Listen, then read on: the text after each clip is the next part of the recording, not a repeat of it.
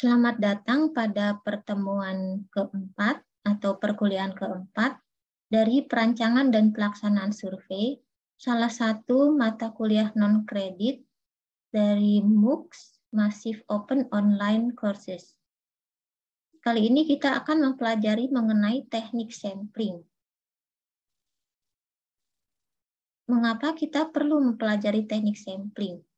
Karena dalam penelitian kita memerlukan data yang diambil dari sampel. Mengapa dari sampel? Karena apabila kita menggunakan data populasi, maka itu tidak mungkin, tidak dapat dilakukan.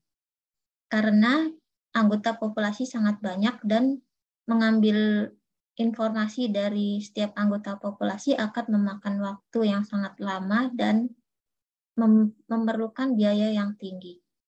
Jadi kita perhatikan di sini pertanyaan pertama, mengapa harus mengambil sampel? Sebagai jawabnya, total sampling tidak dapat dilakukan. Total sampling adalah menggunakan seluruh anggota populasi. Kemudian, mengapa ukuran sampel perlu diperhatikan? Sebagai jawabnya, yang pertama, supaya sampel mewakili populasi sehingga dapat dilakukan generalisasi hasil penelitian. Yang kedua, kita menginginkan penelitian yang efisien, baik dalam segi biaya, waktu, dan sumber daya manusia. Konsep generalisasi hasil penelitian. Seperti digambarkan pada elips ini, sampel merupakan bagian dari populasi, di mana populasi itu digambarkan dengan lingkaran yang berwarna biru atau elips berwarna biru, dan populasi yang terjangkau, yang dapat terjangkau itu bagian dari keseluruhan populasi, yaitu yang berwarna biru muda atau abu-abu. Kemudian sampel itu ada di dalamnya lagi, yang digambarkan dengan warna merah, dan sampel yang akan kita peroleh itu bagian dari yang berwarna merah, yaitu yang berwarna kuning. Jadi yang bagian kuning ini yang akan diperoleh, sampel yang akan diperoleh, yaitu data yang akan dianalisis. Populasi dapat digambarkan sebagai ini lingkaran yang berwarna biru dengan anggota-anggota populasinya yang berwarna merah. Populasi adalah kumpulan semua objek yang akan kita cari cirinya. Contoh, untuk meneliti persentase mahasiswa UI yang berasal dari SMA negeri, maka unit samplingnya adalah mahasiswa.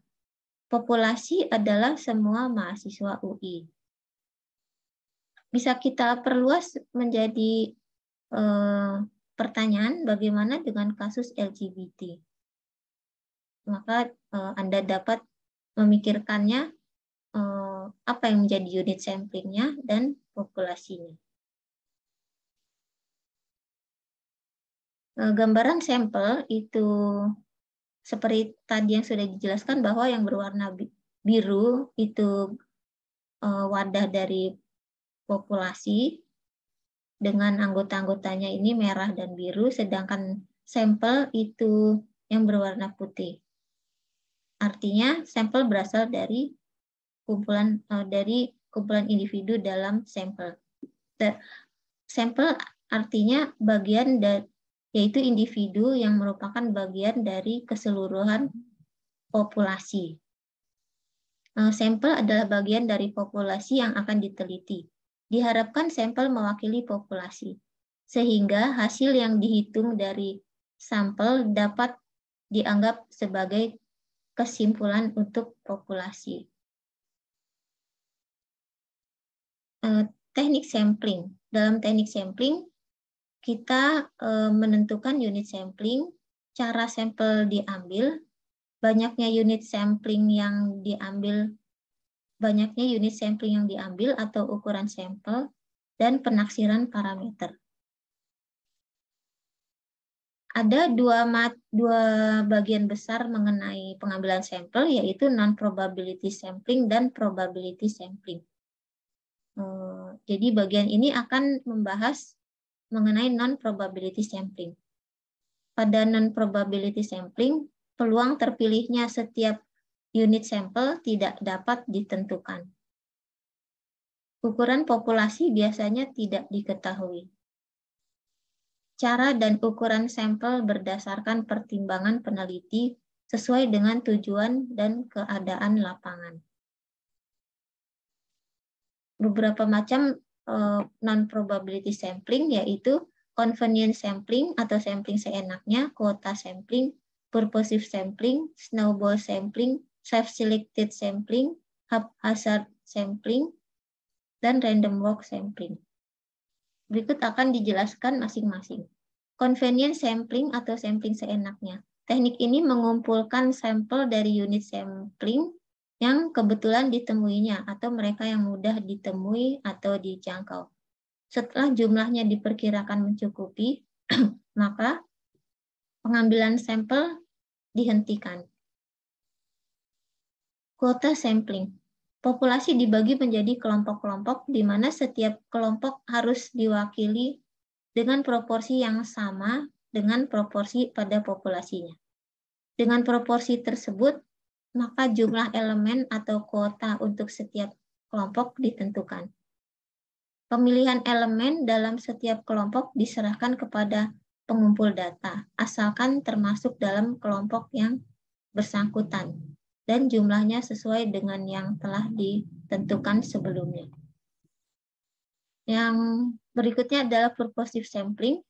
Dengan teknik ini, sampel diambil berdasarkan tujuan penelitian.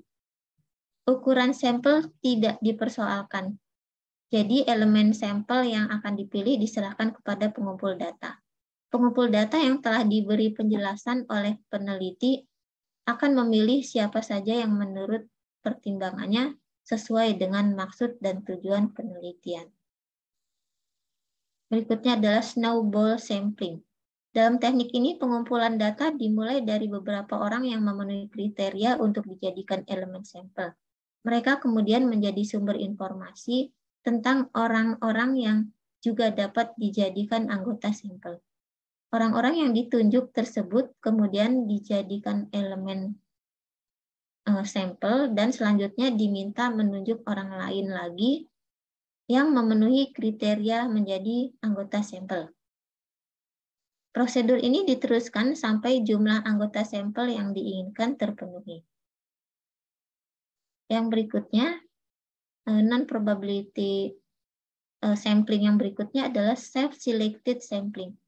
Teknik sampling ini dilakukan dengan memberikan questionnaire di salah satu toko atau melalui media komunikasi seperti siaran TV dan sebagainya.